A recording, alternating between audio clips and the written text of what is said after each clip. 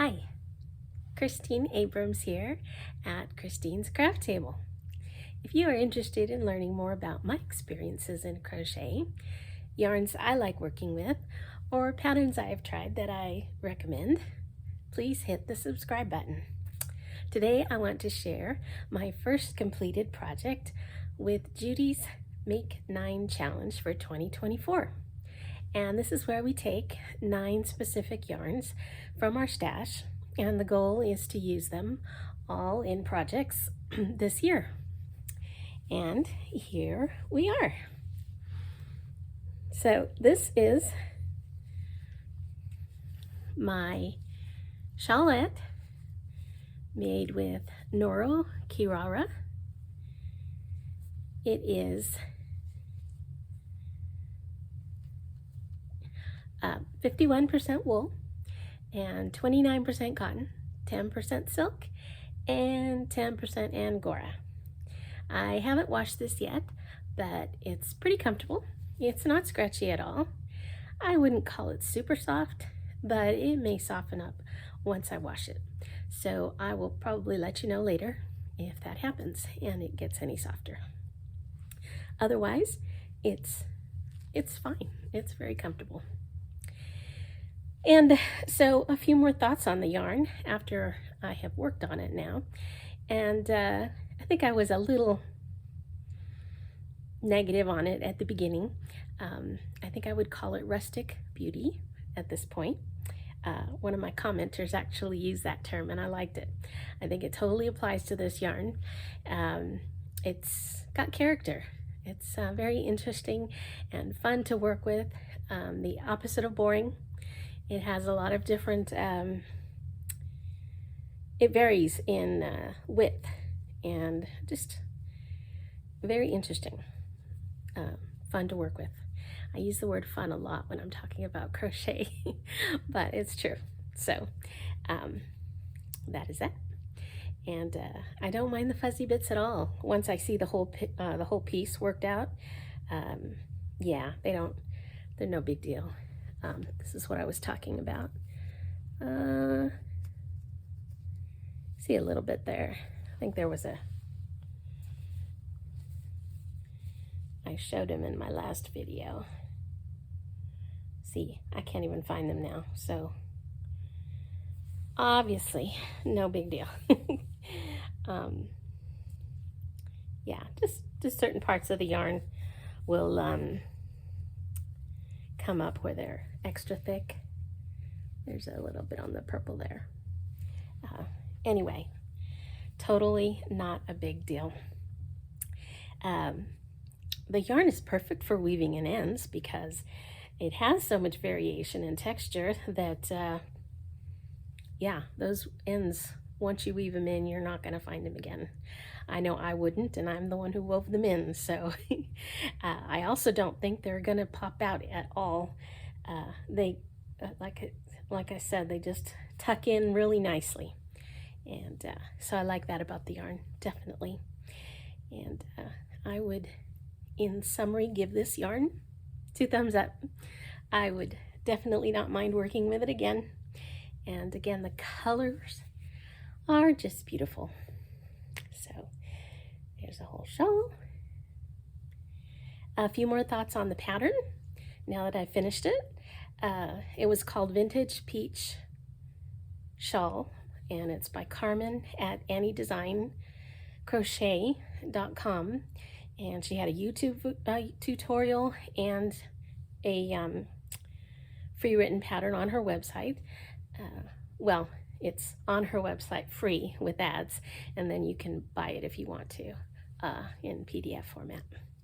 She also, I noticed, had a few other shawls on her website that are very pretty, so I think I may be coming back again to that website.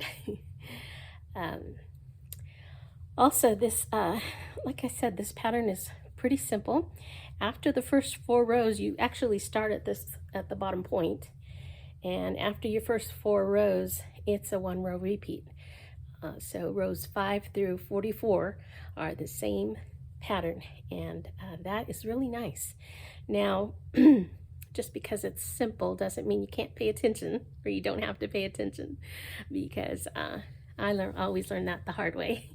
I like watching other YouTubers while I crochet, and sometimes I miss a few stitches or I forget a chain or something.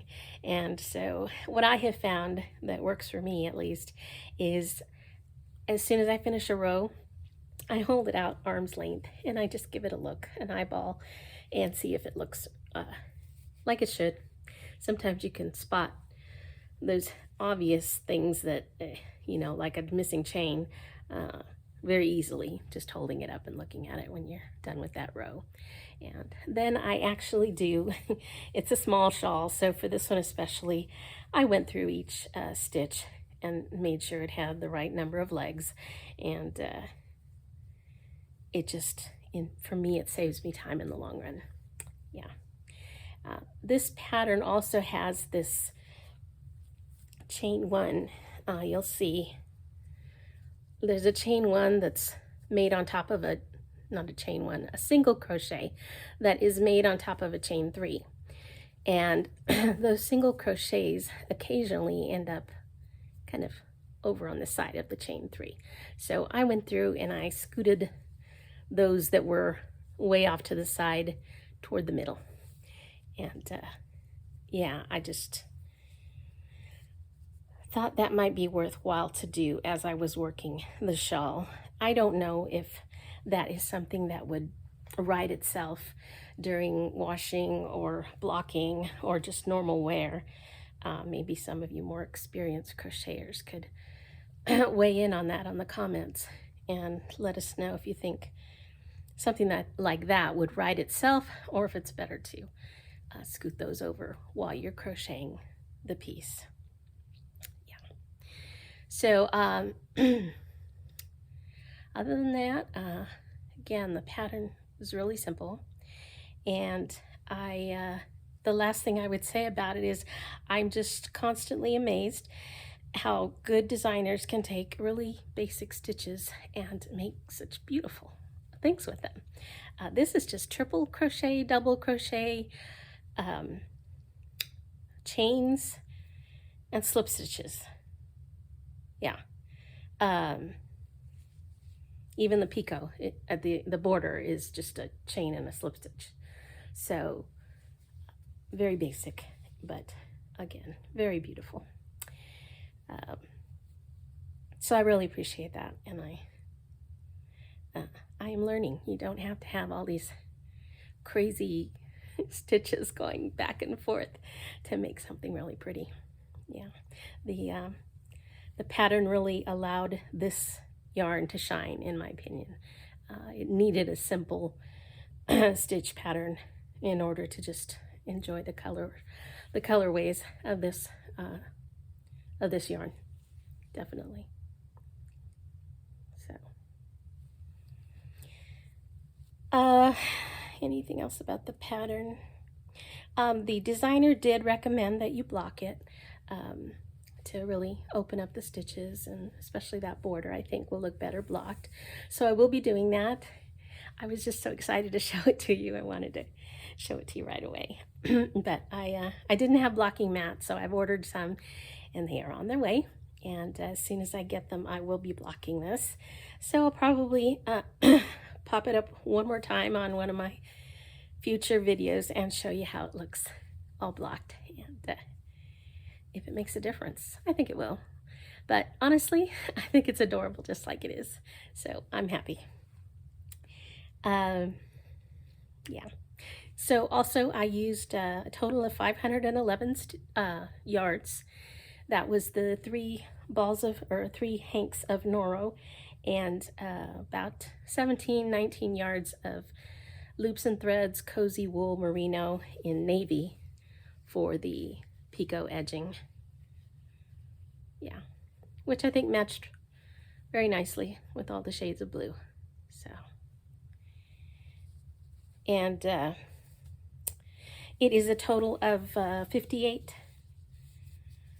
inches tip to tip along the top, and then 21 in the middle to the bottom tip. 21 inches. So really nice size for the neck shawlette.